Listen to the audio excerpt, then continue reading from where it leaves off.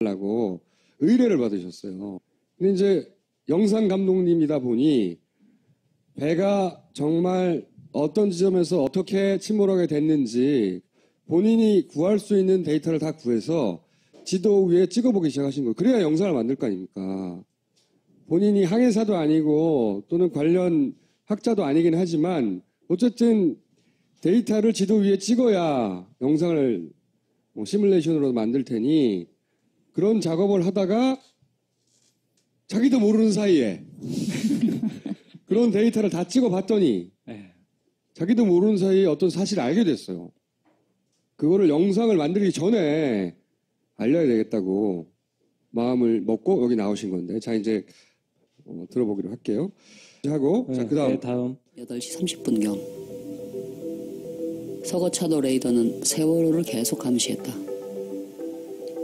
이 레이더 기록은 진도관제 세타의 저장 장치 2개에 고스란히 담겼다. 이 자료는 세월호 침몰의 비밀을 풀 수 있는 핵심 열쇠였다. 왜냐하면 레이더는 AIS 정보와는 근본적으로 다르기 때문이다. 배가 발신하는 GPS 정보는 단지 배의 안테나 위치만을 알려준다. 그러나 레이더는 마치 엑스레이처럼 배의 형태와 크기까지도 파악할 수 있다.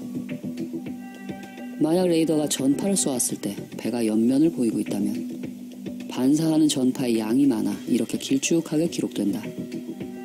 그런데 배가 수직 방향으로 달리면 레이더가 찍은 영상에는 좁은 폭으로 나타난다. 즉 현재 배의 형태와 방향의 변화까지도 파악할 수 있는 것이다.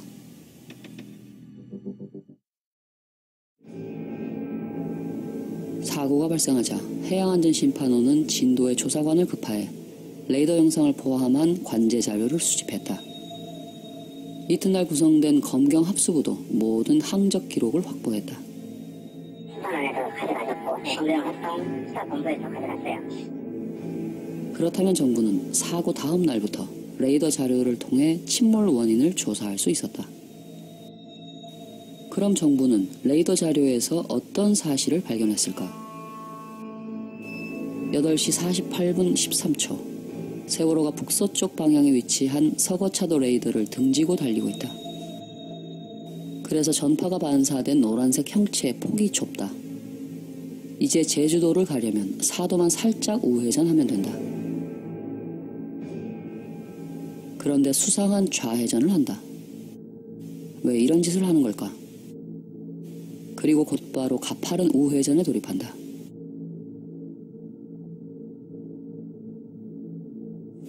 세월호가 급회전을 하면서 전파를 많이 반사하자 노란색 형체는 길쭉하게 변한다.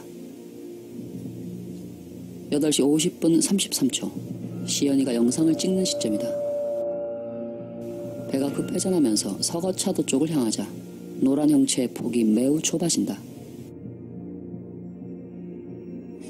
그리고 180도 가까이 회전하자 다시 더욱 크고 길쭉해진다. 이런 대회전은 무려 4분간이나 전타 상태를 유지했기 때문에 벌어진 것이다. 그 후 이런 사실을 감추고 싶은 듯 누군가가 방향타를 슬그머니 중립으로 되돌려 놓았다. 그러나 레이더는 진실을 전부 기록했다.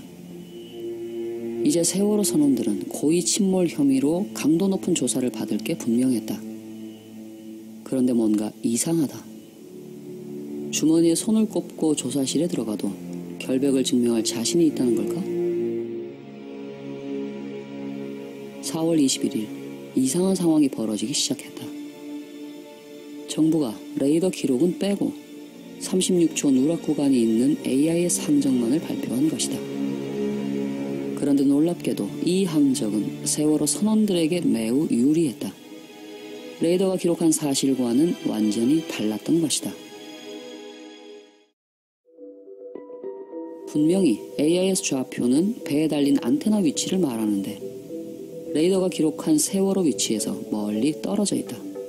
세월호가 좌회전했다가 우회전할 때쯤엔 편차가 훨씬 커진다. 이 때문에 AIS 좌표들만 보면 세월호가 직진하다가 정상적으로 우회전한 것처럼 보이는 착시 현상을 일으킨다. 그런 다음 갑자기 안테나가 배를 가로질러서 엄청나게 밑으로 내려가 버린다.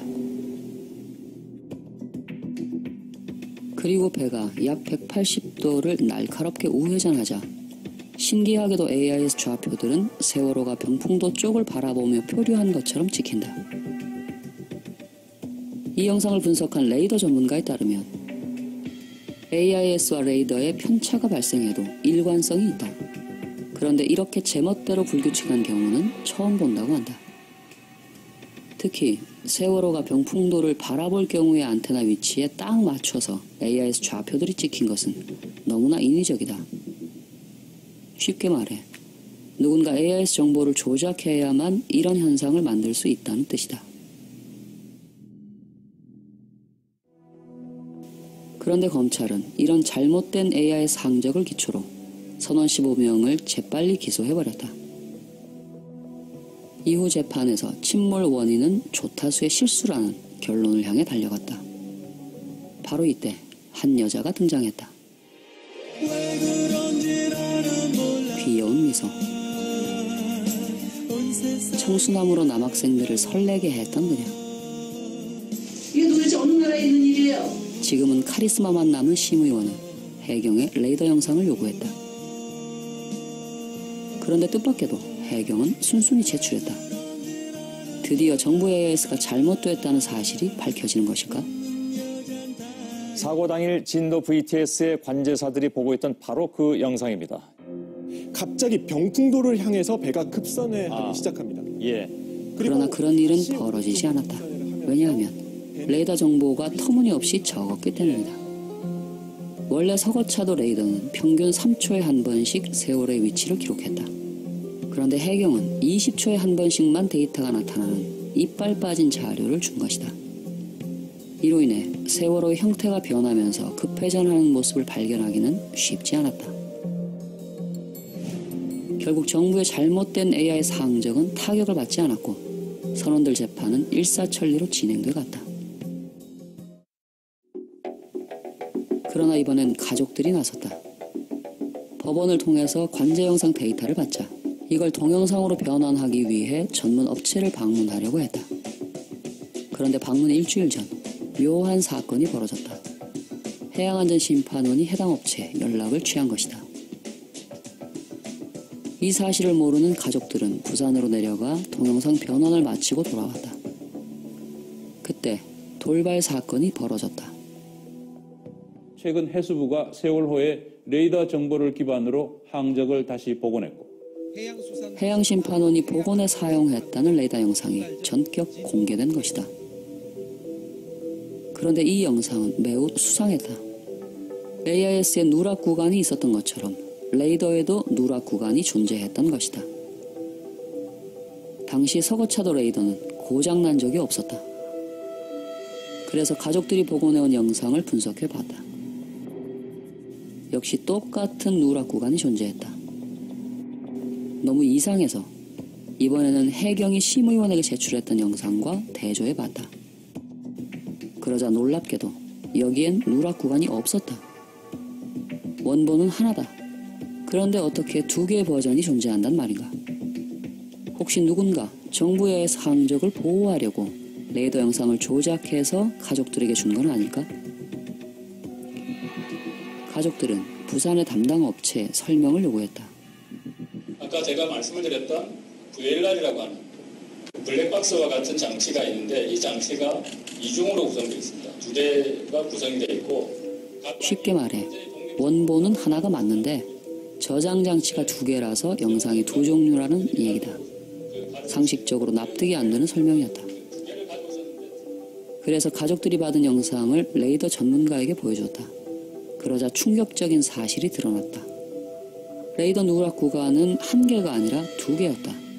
그리고 이 두 개의 누락 구간이 발생한 시간대가 AIS 누락 구간과 거의 겹쳤던 것이다. 이런 우연의 반복이 발생할 확률은 얼마나 될까? 로또에 10번 연속 당첨될 확률보다 더 낮다.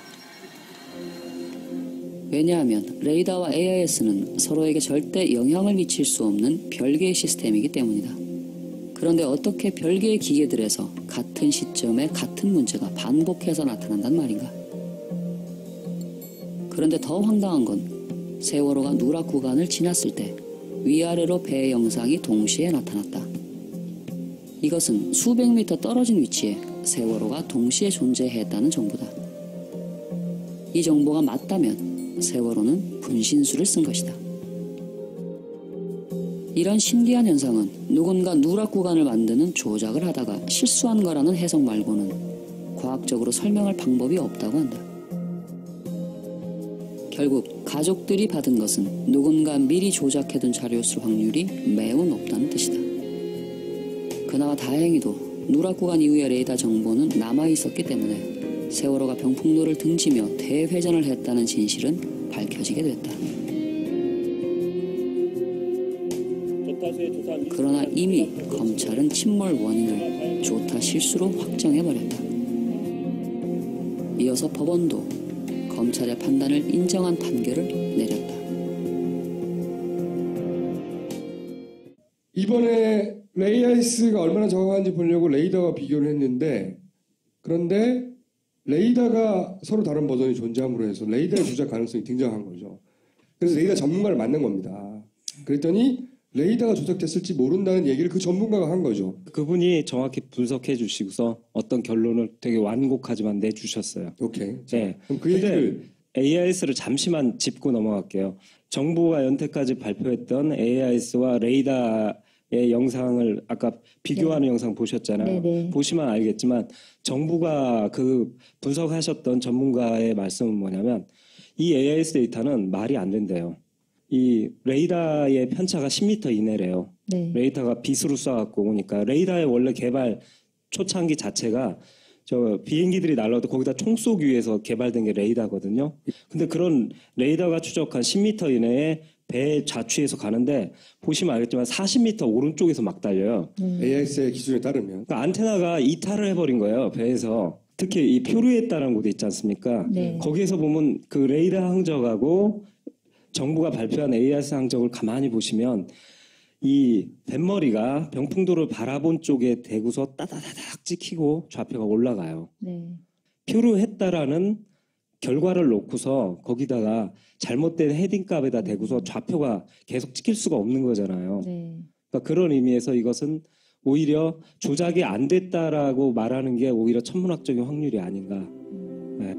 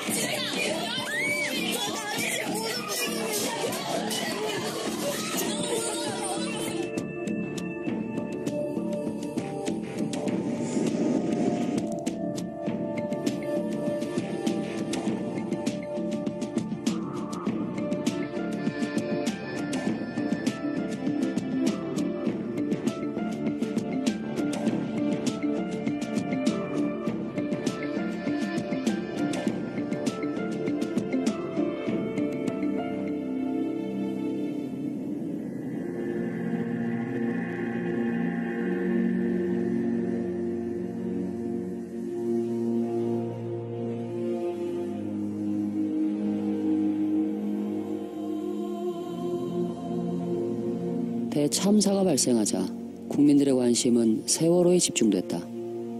그 이전의 모든 정치 사회적 이슈들은 전부 관심 밖으로 사라졌다. 국민들은 궁금해했다. 갑자기 왜 배가 침몰한 것인가?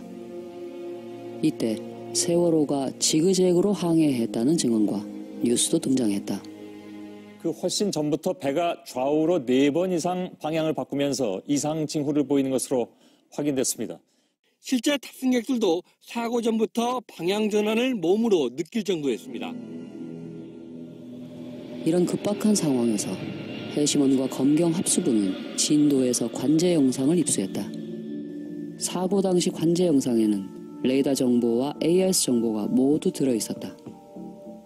그로 인해 당연히 그들은 레이더 항적을 보게 됐다.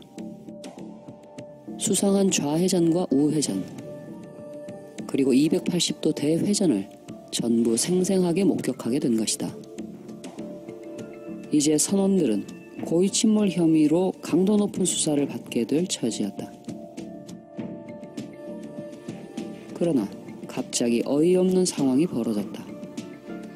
해수부가 정밀한 레이더 자료는 배제하고 AIS 항적만을 발표한 것이다. 그런데 이 항적은 매우 수상했다. 원래 AIS 항적은 배에 부착된 안테나의 GPS 위치를 뜻한다. 하지만 정부가 발표한 안테나 위치들은 배에서 완전히 동떨어져 움직였다. 이런 기이한 현상은 선원들이 안테나를 배에서 떼어내 긴 낚싯대에 매달아 놨을 때나 가능한 것이었다. 그리고 선원들이 배를 좌회전시킨 정보들은 통째로 누락돼 있었다. 게다가 뱃머리가 반대 방향으로 뒤바뀌어 회전 각도가 대폭 축소돼 있었다. 이와 동시에 정보 부처가 발빠르게 움직였다. 전문가들이 항적도에 대해 이런저런 언급을 못하도록 압력을 행사한 것이다. 이로 인해 선원들이 고의 침몰 혐의에서 벗어날 가능성은 점점 높아져 갔다. 그러나 AIS가 뭔지도 몰랐던 가족들과 일반 국민들은 이런 사실을 전혀 모르고 있었다.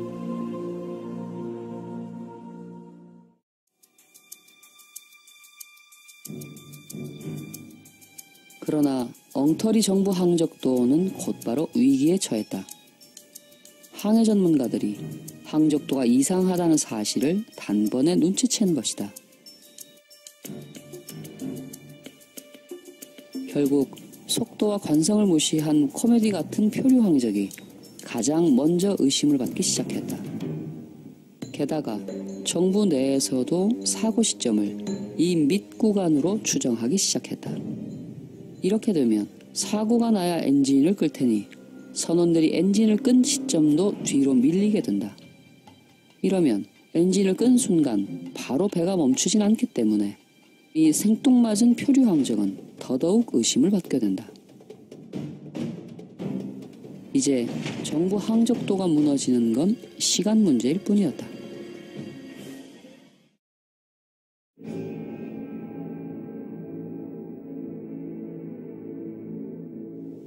그러자 커튼 뒤의 남자들이 움직이기 시작했다.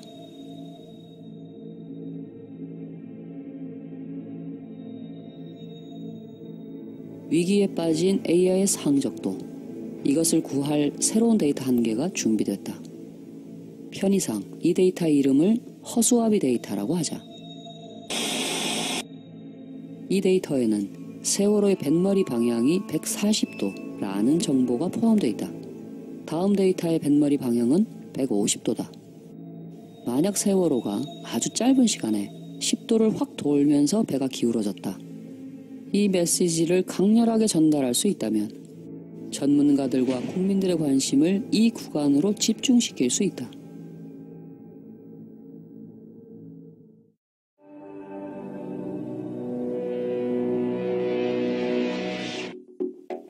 그들은 급히 두 패밀리오를 찾아갔다.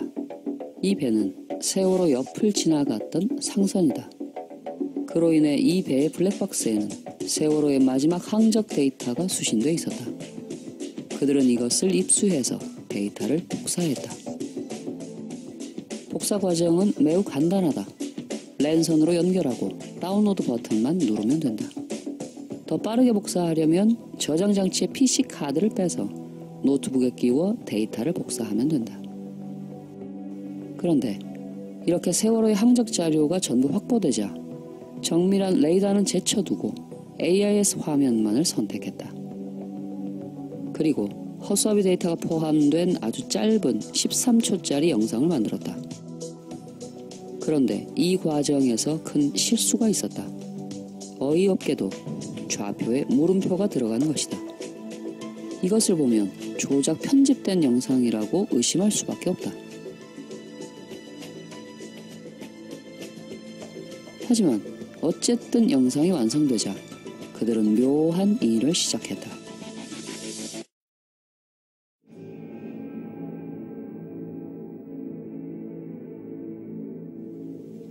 13초짜리 영상을 플레이시켜놓고 폰카 같은 것을 사용해 흔들면서 다시 촬영을 했다. 그러더니 촬영된 영상을 또다시 PC에서 플레이시켜놓고 캡처 프로그램을 이용해 최종 영상을 만들었다. 이때 허수아비 데이터의 위치 정보 끝자리를 정교하게 잘라냈다. 이런 이상야릇한 3단계 공적을 거치자 화질이 떨어지면서 정확한 숫자를 읽기가 힘들어졌다.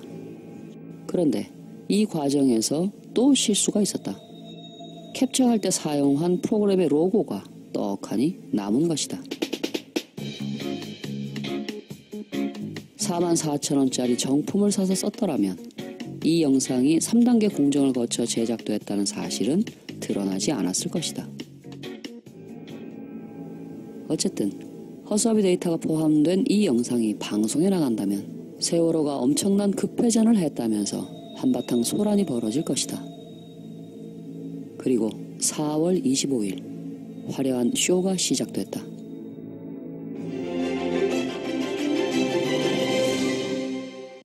당시 세월호 바로 곁을 지나던 옆을 지나던 이 상선에 설치된 블랙박스, 즉 항해 기록 장치를 분석한 결과입니다. 이때 주변 상선이 두 패밀리였다는 건 공개되지 않았다. 8시 49분 12초에 뱃머리를 140도로 향한 그리고 이 영상은 선원들의 주장을 강력하게 뒷받침했다. 즉 선회를 할 때 갑자기 배가 기울었다는 승무원들의 진술과도 정확히 일치합니다. 1초 만에 10도로 급선회. 이게 가능합니까? 절대 불가능하다. 왜냐하면 거리가 더 문제였기 때문이다. 설사 UFO라도 6,000톤급이 바닷물과 마찰하며 시속 1,100km로 달리는 건 불가능하다. 이게 사실이면 세월호는 은하계 최고 신기록을 수립한다. 예, 저도 이런 자료가 있다는 건 몰랐는데 아마 예. YTN에서 찾아내신 모양입니다. 예. 어쨌든 이 충격 전략은 매우 효과적이었다. 세월호 침몰 원인이 1초에 10도 급변침으로 집중됐고 엉터리 표류 항적은 전문가들의 관심에서 멀어지게 됐다.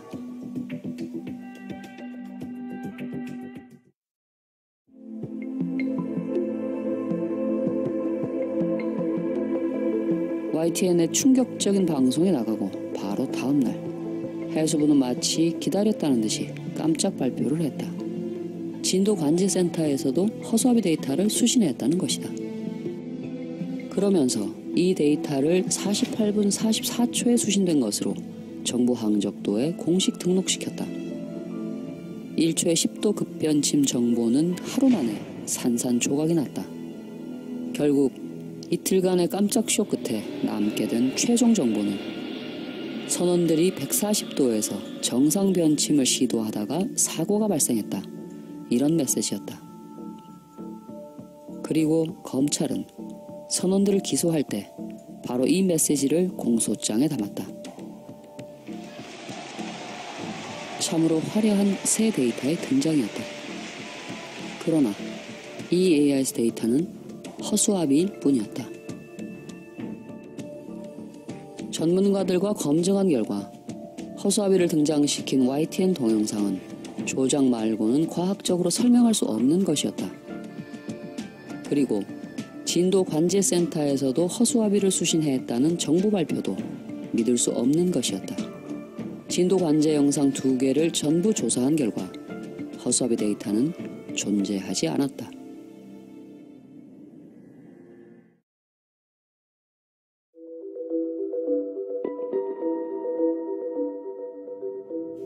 (9월) 하순 또다시 정부 항적도에 위기가 찾아왔다. 파파이스에서 280도 대회전 문제를 제기한 것이다. 블라 에이스가 찍은 사진은 어떻게 조작할 수 없잖아. 이미 찍어서 나가서 CNN에. 그리고 설상가상으로 가족들까지 진도 관제 영상 복원 계획을 세웠다. 그들에겐 진짜 골치 아픈 상황이었다. 만약 관제 영상이 제대로 복원된다면 레이더에 담긴 진실들이 고스란히 드러난다. 게다가 진도 관제 영상에 허수아비 데이터가 없다는 사실까지 드러나 버릴 수 있다. 그러자 또다시 이상한 일들이 벌어지기 시작했다. 가족들이 부산의 복원업체를 방문하기 일주일 전 해시머니 복원업체에 연락을 취했다. 이 사실을 모르는 가족들은 그 업체에서 영상을 복원해 서울로 돌아왔다. 그리고 그것을 파파이스 김 감독에게 분석해보라고 제공했다. 바로 이때 이상한 우연이 반복됐다. 최근 해수부가 세월호의 레이더 정보를 기반으로 항적을 다시 복원했고 여기에는 이른바 사라진 29초 구간의 항적 정보도 포함된 것으로 확인됐습니다. 왜 정부 항적도가 위기에 빠지면 어김없이 새 데이터가 등장하는 것일까? 6개월 전에도 동일한 일이 벌어졌었다. 침몰 직전 세월호의 항적 36초 가운데 일부를 확인했습니다. 1초의 10도가 4초의 11도 변침으로 바뀐 것 말고는 동일한 패턴이다. 갑자기 140도에서 150도로 10도가 급격하게 돌아갑니다. 불과 4초 사이에 11도, 초당 2.7도나 꺾는 급변침이 발생한 것입니다. 이게 가능합니까? 이런 정도의 급변침이 실제로 가능할까? 이것도 역시 절대 불가능하다. 이번에도 거리가 문제이기 때문이다. 4초 만에 이 거리를 가려면 세월호가 자기 최고 속력보다 2배 이상으로 달려야 한다. 이것은 다른 비밀을 숨기려는 충격 전략이라고 볼 수밖에 없었다. 그래서 가족들이 받은 관제 영상을 전문가와 함께 검증해봤다.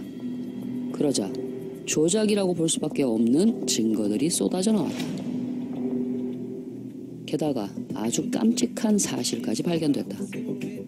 해시머니 복원했다는 데이터 자료를 살펴보니 허수아비 데이터가 있어야 할 48분 44초 자리에 허수아비가 없었던 것이다. 그 대신 황당하게도 새로운 AIS 데이터가 그 자리를 차지하고 있었다. 그러나 허수아비가 만든 메시지는 그대로 남았다. 그리고 검찰은 최종 수사 결과에서도 그 메시지를 그대로 유지했다. 곧이어 사법부 역시 검찰 기소를 그대로 받아들인 판결을 내렸다. 과연 그들은 누구일까? 현재로선 그들의 정체를 정확하게 알 수 없다. 그러나 이런 사실들은 추론할 수 있다.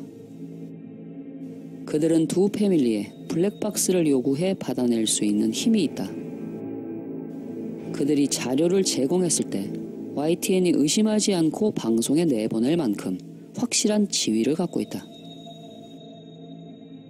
이런 언론 플레이를 기획하는 노련한 심리전 기술을 갖고 있다. 그러나 심리전을 수행하는 실무 능력은 실수가 많고 매우 웃긴다.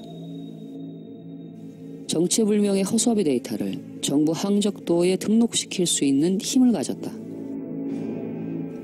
관제 영상의 누락 구간과 분신술 현상을 만들어내게 하는 영향력을 갖고 있다. 조작임이 분명한 짓을 하고도 검찰 수사를 두려워하지 않을 만큼 파워를 갖고 있다.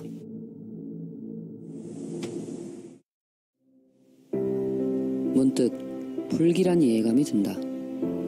그들을 법정에 세우지 못한다면 언젠가 세월호 참사 같은 비극이 다시 벌어질 것 같다. 그 해양심판원이 12월 29일 날 드디어 사과가 나오고 나서 지금 몇 개월입니까? 8개월 이후에 처음으로 발표를 했어요. 사실은 사고가 나면 해양심판원이 제일 먼저 이 사고 원인이나 분석을 발표해야 되는데 이렇게 오래 있다가 이걸 발표하는 것도 이례적이기도 하고요. 사실은 김 감독님이 제기했던 여러 문제에서 다시 불거지기 시작하니까 정무 사이드에서 최고 전문가, 해양사고 최고 전문가들을 할 수 있거든요, 실제로. 그분들이 나와서 이걸 정리하고 정부의 권위로서 이제 전문적인 논란의 종료를 내리려고 했던 거 아니겠는가라고 생각해서 해양심판원의 그 결과 기다리고 있었어요. 뭐라고 발표하나. 그랬더니 기대가 컸죠. 네, 그랬더니 첫 장 총평은 사실은 이때까지 검찰이 처음에 경찰, 검찰, 아니, 해경, 검찰, 뭐 정부 뭐라고 할 거 없이 정부 사이드에서 나왔던 거의 모든 발표, 우리가 문제 있다고 했던 그 발표 내용과 달라진 게 거의 없다예요. 바로 요 제가 왼쪽에 보여드리는 이 자료를 첨부해놨어요. 근데 이 첨부된 자료에 누락 구간들이 다른 게 나와요. 근데 이분들은 안 보이신대요. 그러니까 이상하게 저 3번만 보이는 거예요. 29초만. 3번만 이때까지 언론에서 거론됐었으니까요. 네. 자, 그게 황당하다. 나머지 누락 구간들은 그럼 어떻게 설명할 거냐. 세 번째. 예, 황당베스 이제 3인데 사실은 이분이 저 정부에서 발표하고 그 정부에 어떤 고민이 있었는데 뭐냐면 여기 세 점이 몰려 있는 곳이 있었어요. 좌표들이. 그래서 어떤 현상이 있었냐면 이 선수값이 199, 213, 191로 가면서 말하자면 시계 방향으로 이렇게 순환적으로 이렇게 회전할 땐 돌아야 되잖아요. 이렇게 돌아야 되는데 갑자기 뒤로 도는 말도 안 되는 초자연적 현상이 나타나요. 배가 이렇게 휙 돌아야 되는데 휙 이렇게 돌았다는 거예요. 완전 비과학적인. 근데 이것 때문에 이제 한번 보시겠습니다. 한번 그 밑을 보시면 플레이 버튼이 나오거든요. 하다가 이렇게 돈대요. 이게 말이 안 되는 거거든요. 전문가들이 보면 이게 AS 때 이거 너무 이상하다. 이건 말이 안 된다. 현실적으로 존재할 수 없는 AS 데이터거든요. 그때 그런 문제 제기를 했었어요. 네. 그때 이제 나침반 고장서를 그분들이 갖고 나왔다가 이번에 해심원이 나침반 고장서를 철회하고 안테나 교체론으로 갔어요. 어떤 식이냐면 이제 이것도 한번 얘기했었죠. 안테나가 두 개가 있는데 주 안테나가 있고 보조 안테나가 있고 근데 주 안테나로 잡다가 보조 안테나로 잡으면 그 간격만큼 차이가 생길 수 있다라고 관전센터를 관리하는 업체 사장님이 그런 얘기를 했다. 네. 여하간에 그때 했을 때 제가 그 GCS 사장님을 만나서 대표님 만나서 이거 안테나 교체로 설명이 안 된다라고 분명히 말했고 반박을 못 하셨거든요. 근데 그걸 그대로 또 집어넣어 갖고 그걸 이 말도 안 되는 이 역회전 현상을 갖다 해결이 아니죠. 그러니까 더 상황을 악화시켰어요. 악화시킨 걸 한번 보시겠습니다. 이것도 그래서 이제 그 말대로 다시 재구성을 했더니 그림이 어떻게 되냐면 이렇게 됩니다.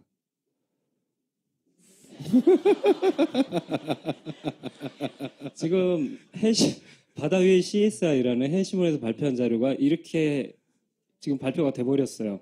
이런 말도 안 되는 것으로 지금 선원들이 조타 실수다로 해서 결론을 내리고 있는 상황입니다. 레이더에 보면 분명히 똑바로 안 가고 좌회전했다 우회전으로 가거든요. 일종의 지그재그인데 좌회전을 우회전을 했다라는 선원들이 이렇게 배를 운행했다라는 거에 대해서 왜 말을 안 하냐는 거죠. 이것도 역시 배가 가다가 그냥 오른쪽으로 간 게 아니라 크게 꺾어서 계속 얘기했던 누군가 의도적으로 넘어뜨리기 위해서 꺾은 거 아니냐라는 의혹을 가질 만큼 크게 꺾어진 그런 궤적이 있는데 이거 왜 안 발표하냐는 거죠. 이것만은 진짜 너무 명백하니까 이건 그러니까 바꾸거나 아니면 어떤 기가 막힌 방어 논리가 나오지 않을까라고 저는 기대했어요. 그게 안 나온 개발을 못한 겁니다. 이걸 방법이 없는 거예요. 이미 이 숫자는 발표됐고 그리고 이 숫자가 근본적으로 다 틀렸다고 말해야 되는데 그럴 수가 없잖아요. 이걸 가지고 수사하고 이걸 가지고 다 판결하고 다 해버렸는데 그렇죠. 재판까지 나왔는데 병풍도를 바라볼 때까지만 회전하고 끝났다라는 결국 이걸로 이번 해양심판원도 결론을 내려버렸습니다. 근데 우리가 봤듯이 정반대란 말이에요. 이거 움직일 수 없는 그렇죠.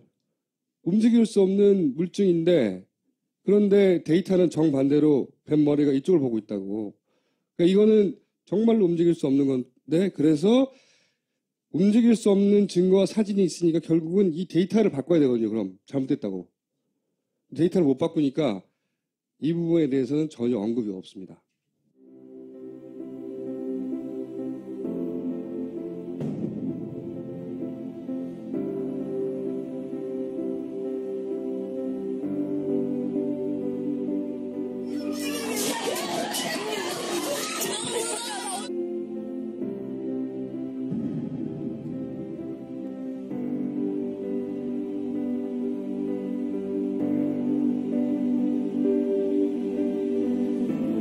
아이들한테 너희는 왜 죽었는지 정확히 알려주지도 못하면서 눈물을 흘리면 그게 추모가 되는 건가요?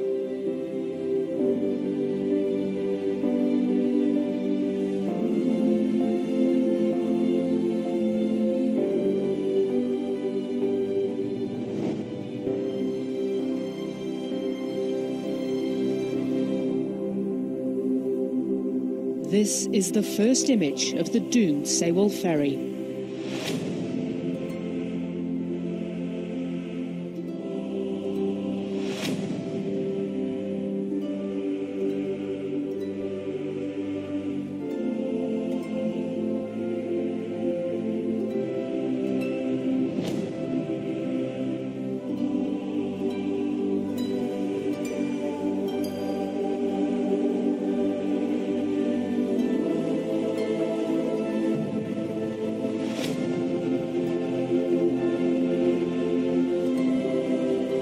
이정표로 남겨두면 결국은 그게 무기가 돼서 그 사람들한테 돌아가요. 전 그걸 믿거든요. 반드시. 그렇기 때문에 이걸 이정표로 만들어야 된다. 프로젝트 부라는 걸 시작하기로 했어요. 프로젝트 부라고 이름을 지었는데 몇 가지 다큐를 만들어 보겠다. 그러니까 이 부라고 하는 단어 속에 뭐 부실이 될 수도 있고요. 세월호처럼. 부정이 될 수도 있고요. 그리고 더 이상 그런 일이 없어야 된다고 거부하는 부가 될 수도 있고요. 첫 번째로 김 감독님의 다큐. 그리고 두 번째 프로젝트로는 2012년. 제목이 2012년이에요. 2012년에 많은 일들이 있었죠. 네. 그리고 세 번째로는 공모를 합니다. 저희가 이 프로젝트 부를 이 방송을 녹화하고 방송을 공개하는 날 같이 사이트를 열 거예요. 이 확대된 사진을 보시면 알겠지만 정부 위치에서는 봉우리가 겹친다면 병우리가 안 겹치면서 우로 비껴가려면 여러분이 급하게 이쪽으로 와야 되잖아요. 봉우리가 이렇게 되니까. 그러려면 아래로 내려와야 된다는 거죠. 급하게. 우연으로 꺾으면서. 그러니까 그 항적 이 아래 CCTV가 찍은 기억자였다는 거죠. 그렇죠. 오른쪽으로 급하게 꺾었다는 얘기죠. 그러니까 얼마나 급했느냐를 이제 챕터 2에서 다루겠습니다. 챕터 2 몇 초 간격으로 그렇게 벌어졌느냐? 네. 아니 여기서 이제 제가 CCTV 내부를 이렇게 보다 보니까 64개 자잘한 화면들이 이렇게 손톱 같은 화면들이 있다니까 사람들이 썸네일이라고 하죠. 네, 잘 몰랐어요. 그리고 사실은 이 CCTV가 어떤 증거로 쓰였냐면 정부 측에서 아무 일 없었다의 증거였어요. 왜냐하면 매점에서 막 물건 사고 평온한 거예요. 그래서 아무 일이 그렇죠. 없었구나 그 시간 64번에서는 저런 일이 있었지만 네. 그 64번이 그런 의미라는 걸 우리는 아무도 몰랐고 나머지 화면에는 배 안에 사람들이 정상적으로 뭔가를 하고 있는 거가 찍혔기 때문에 아무 일도 없었다는 증거로 CCTV가 제시됐어요. 오히려 제시됐었어요. 근데 그게 사실은 너무 작은 화면들을 한꺼번에 봐서 그렇지 그걸 원본 화질로 크게 확대하고서 그 큰 주차장 갖다 그 확대하고 이렇게 보면 저 차들이 흔들리는 게 보이고 여러 가지 그 급변침의 징후들이 다 포착되고 있습니다. 저기 35초로 제가 짧게 만들어 왔습니다. 한번 보시겠습니다.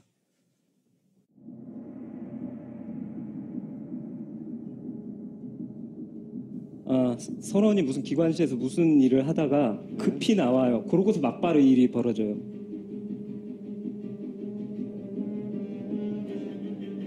배를 이렇게 왼쪽으로 확 기울어졌다는 거예요. 문이 닫히고 문이 저절로 닫히고 애들이 벽 쪽으로 피하고 트럭이 엄청난 짐이 종합해서 말씀드리겠습니다. 이게 진짜 중요한 포인트예요. 수평선이 갑판 밑으로 꺼져버렸죠. 그럼 뭐냐면 이제 CCTV는 고정되어 있는데 수평선이 항상 일정한 높이에 있었어요. 그러다가 배가 이렇게 회전할 때 출렁출렁이면서 그 한계폭이 있는데 제가 이렇게 전체를 뒤져도 63번 갑판에서 저 난간까지 밑에까지는 이렇게 급변침할 때 수평선이 내려오는데 처음으로 갑판 밑으로 떨어져 버린 거예요. 그 얘기는 배가 왼쪽으로 많이 기울었다는 거죠.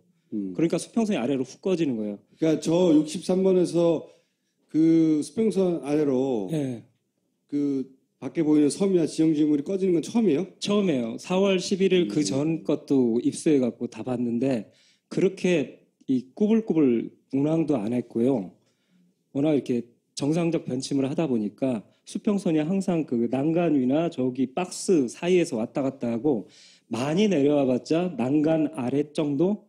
그러니까 좌로 기울어봤자. 근데 처음으로 다른 날은 당연히 그런 일 없고 4월 16일도 그렇고 처음으로 저 아래로 훅 꺼진 거예요. 이게 이제 3D 이제 전문가도 곧 더 정밀하게 검증하기 위해서 이제 합류하실 텐데 얼마나 기울어야지 저 정도 되느냐? 그것까지 검증할 겁니다. 좌로 얼마나 기울고 헤딩값이 몇 도가 꺾였길래 저렇게 수평선이 떨어질 정도로 기울었는가. 이게 되게 중요한 사진이에요. 김 감독 요새 신났어요 보니까. 잡았어 이러면서. 자꾸 그런 확신이 이제 들기 시작하는데 말이야. 이 세월호 사건의 어떤 정말 진실 이건 결국 이 아이들이 밝혀줄 것 같다라는 생각이 점점 굳어지고 있어요. 네. 많은 것들이 나올 것 같아요. 그 분석 결과도 이제 맞춰지면 여러분께 충실히 전달할 거고요. 해방 이후 정말 많은 의문사라든가 의문 사건들이 많았거든요. 그렇잖아요. 우리나라 역사가 칙칙하잖아요. 예. 그런데 세월호도 그렇게 묻히면 안 된다고 생각해요. 이번 세월호만큼은 정확하게 진실을 밝혀야죠. 속이는 자가 있다면 누가 속였는지까지는 못하더라도 어디가 잘못됐다는 것을 결국 끝장을 봐야 되지 않는가. 예. 그렇게 생각하는데 저는 되게 바라고 그렇게 됐으면 좋겠다고 생각하고 그렇게 될 거라고 좀 믿는 게 뭐냐면 결국 이 아이들이 밝혀주지 않을까라는 희망이 점점 요즘 분석을 하면서 갖게 되고 있습니다. 지금까지 정리한 의혹들 더파이스에서 다 밝혀낼 수는 없을 겁니다. 근데 말이죠. 세월호가 마지막에 어떤 항로를 거쳐서 어떤 과정을 거쳐서 마침내 침몰하게 됐는지 마지막 순간들 반드시 밝혀내고 싶습니다. 배에서 특히 이 표류했다는 곳이 있지 않습니까? 네. 거기에서 보면 그 레이더 항적하고 정부가 발표한 AIS 항적을 가만히 보시면 이 뱃머리가 병풍도를 바라본 쪽에 대고서 따다다닥 찍히고 좌표가 올라가요. 네. 표류했다라는 결과를 놓고서 거기다가 잘못된 헤딩값에다 대고서 좌표가 계속 찍힐 수가 없는 거잖아요. 네. 그러니까 그런 의미에서 이것은 오히려 조작이 안 됐다라고 말하는 게 오히려 천문학적인 확률이 아닌가. 네.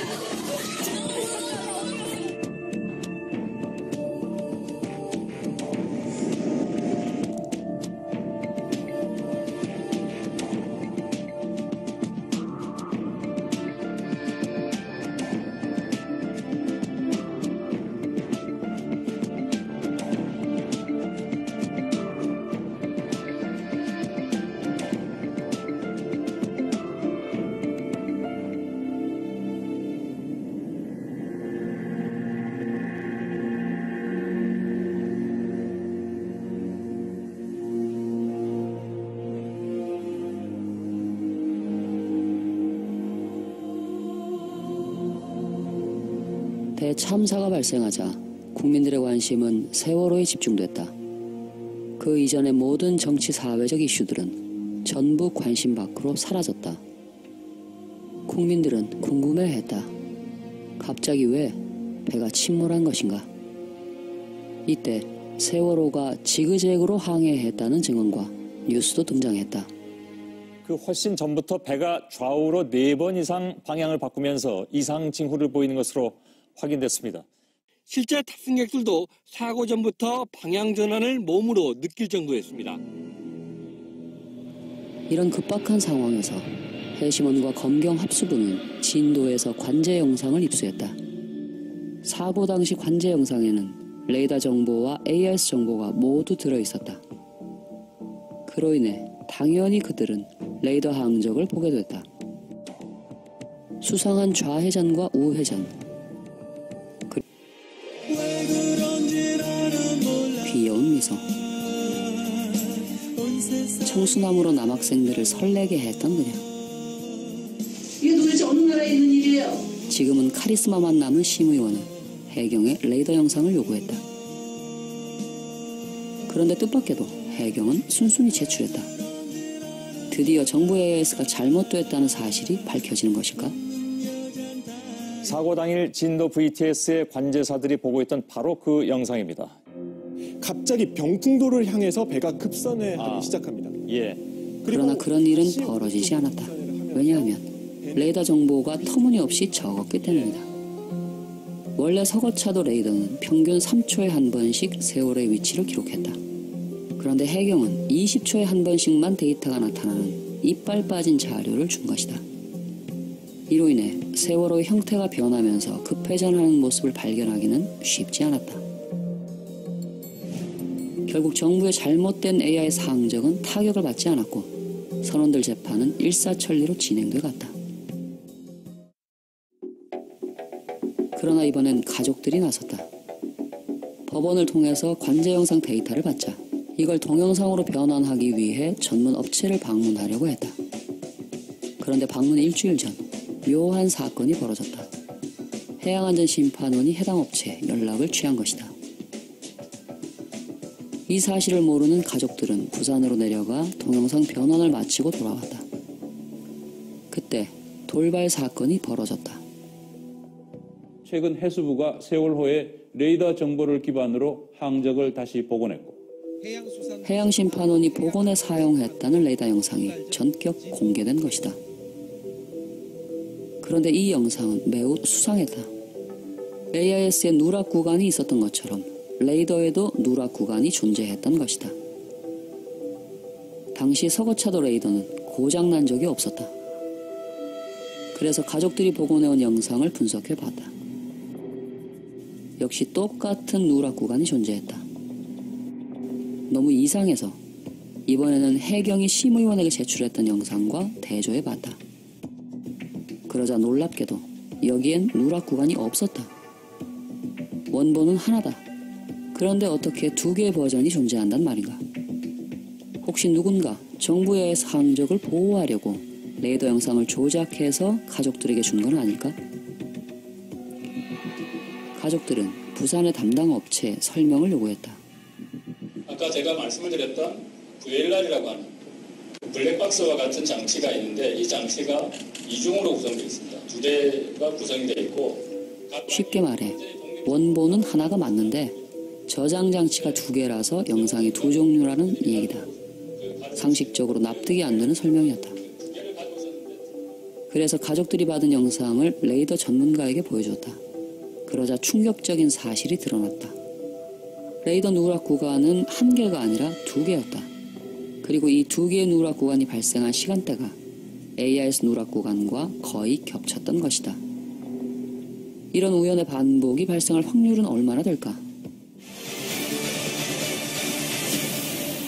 로또에 10번 연속 당첨될 확률보다 더 낮다. 왜냐하면 레이더와 AIS는 서로에게 절대 영향을 미칠 수 없는 별개의 시스템이기 때문이다. 그런데 어떻게 별개의 기계들에서 같은 시점에 같은 문제가 반복해서 나타난단 말인가? 그런데 더 황당한 건 세월호가 누락 구간을 지났을 때 위아래로 배의 영상이 동시에 나타났다. 이것은 수백 미터 떨어진 위치에 세월호가 동시에 존재했다는 정보다. 이 정보가 맞다면 세월호는 분신술을 쓴 것이다. 이런 신기한 현상은 누군가 누락 구간을 만드는 조작을 하다가 실수한 거라는 해석 말고는 과학적으로 설명할 방법이 없다고 한다. 결국 가족들이 받은 것은 누군가 미리 조작해둔 자료였을 확률이 매우 높다는 뜻이다. 그나마 다행히도 누락 구간 이후의 레이더 정보는 남아있었기 때문에 세월호가 병풍도를 등지며 대회전을 했다는 진실은 밝혀지게 됐다. 그러나 이미 검찰은 침몰 원인을 조타 실수로 확정해버렸다. 이어서 법원도 검찰의 판단을 인정한 판결을 내렸다. 이번에 레이아이스가 얼마나 정확한지 보려고 레이더와 비교를 했는데, 그런데 레이더가 서로 다른 버전이 존재함으로 해서 레이더의 조작 가능성이 등장한 거죠. 그래서 레이더 전문가를 만난 겁니다. 그랬더니 레이더가 조작됐을지 모른다는 얘기를 그 전문가가 한 거죠. 그분이 정확히 분석해 주시고서 어떤 결론을 되게 완곡하지만 내주셨어요. 오케이. 네. 그럼 그 얘기를 AIS를 잠시만 짚고 넘어갈게요. 정부가 연태까지 발표했던 AIS와 레이더의 영상을 아까 비교하는 영상 보셨잖아요. 네네. 보시면 알겠지만 정부가 그 분석하셨던 전문가의 말씀은 뭐냐면 이 AIS 데이터는 말이 안 된대요.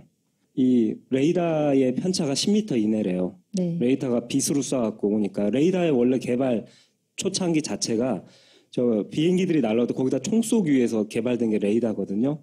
근데 그런 레이더가 추적한 10m 이내에 배 좌추에서 가는데 보시면 알겠지만 40m 오른쪽에서 막 달려요. AIS의 기준에 따르면. 그러니까 안테나가 이탈을 해버린 거예요. 하면서 전파를 많이 반사하자 노란색 형체는 길쭉하게 변한다. 8시 50분 33초 시연이가 영상을 찍는 시점이다.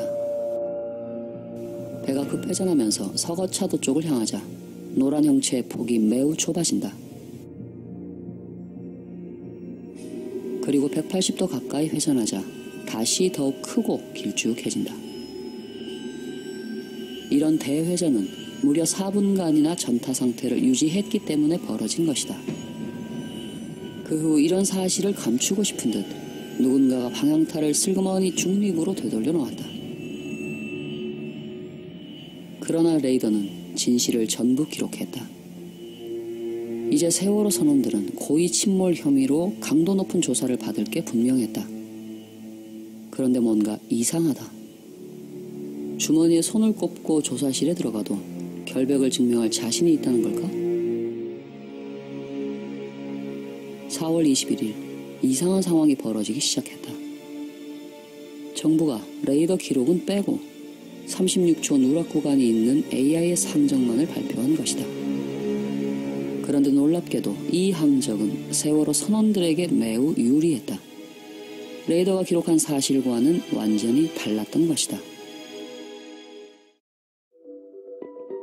분명히 AIS 좌표는 배에 달린 안테나 위치를 말하는데 레이더가 기록한 세월호 위치에서 멀리 떨어져 있다. 세월호가 좌회전했다가 우회전할 때쯤엔 편차가 훨씬 커진다. 이 때문에 AIS 좌표들만 보면 세월호가 직진하다가 정상적으로 우회전한 것처럼 보이는 착시 현상을 일으킨다. 그런 다음 갑자기 안테나가 배를 가로질러서 엄청나게 밑으로 내려가 버린다. 그리고 배가 약 180도를 날카롭게 우회전하자 신기하게도 AIS 좌표들은 세월호가 병풍도 쪽을 바라보며 표류한 것처럼 찍힌다. 이 영상을 분석한 레이더 전문가에 따르면 AIS와 레이더의 편차가 발생해도 일관성이 있다. 그런데 이렇게 제멋대로 불규칙한 경우는 처음 본다고 한다. 특히 세월호가 병풍도를 바라볼 경우의 안테나 위치에 딱 맞춰서 AIS 좌표들이 찍힌 것은 너무나 인위적이다. 쉽게 말해 누군가 AIS 정보를 조작해야만 이런 현상을 만들 수 있다는 뜻이다. 그런데 검찰은 이런 잘못된 AIS 항적을 기초로 선원 15명을 재빨리 기소해버렸다. 이후 재판에서 침몰 원인은 조타수의 실수라는 결론을 향해 달려갔다. 바로 이때 한 여자가 등장했다. 라고 의뢰를 받으셨어요. 근데 이제 영상 감독님이다 보니 배가 정말 어떤 지점에서 어떻게 침몰하게 됐는지 본인이 구할 수 있는 데이터를 다 구해서 지도 위에 찍어보기 시작하신 거예요. 그래야 영상을 만들 거 아닙니까? 본인이 항해사도 아니고 또는 관련 학자도 아니긴 하지만 어쨌든 데이터를 지도 위에 찍어야 영상을 시뮬레이션으로 만들 테니 그런 작업을 하다가 자기도 모르는 사이에 그런 데이터를 다 찍어봤더니 자기도 모르는 사이에 어떤 사실을 알게 됐어요. 그거를 영상을 만들기 전에 알려야 되겠다고 마음을 먹고 여기 나오신 건데 자 이제 들어보기로 할게요. 하고 자 그다음 8시 30분경 서거차도 레이더는 세월호를 계속 감시했다. 이 레이더 기록은 진도관 제세타의 저장 장치 2개에 고스란히 담겼다. 이 자료는 세월호 침몰의 비밀을 풀 수 있는 핵심 열쇠였다. 왜냐하면 레이더는 AIS 정보와는 근본적으로 다르기 때문이다. 배가 발신하는 GPS 정보는 단지 배 안테나 위치만을 알려준다. 그러나 레이더는 마치 엑스레이처럼 배의 형태와 크기까지도 파악할 수 있다. 만약 레이더가 전파를 쏘았을 때 배가 옆면을 보이고 있다면 반사하는 전파의 양이 많아 이렇게 길쭉하게 기록된다. 그런데 배가 수직 방향으로 달리면 레이더가 찍은 영상에는 좁은 폭으로 나타난다. 즉 현재 배의 형태와 방향의 변화까지도 파악할 수 있는 것이다.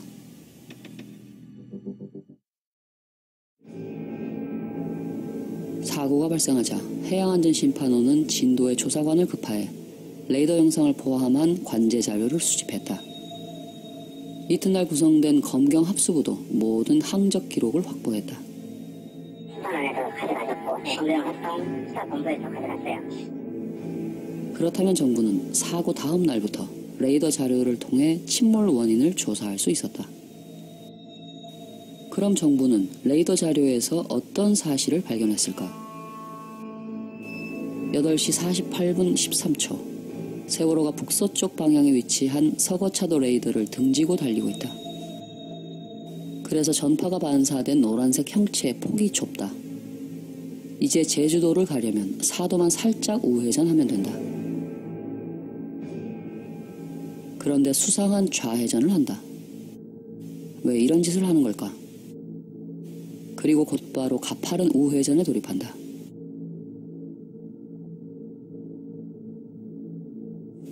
세월호가 급회전을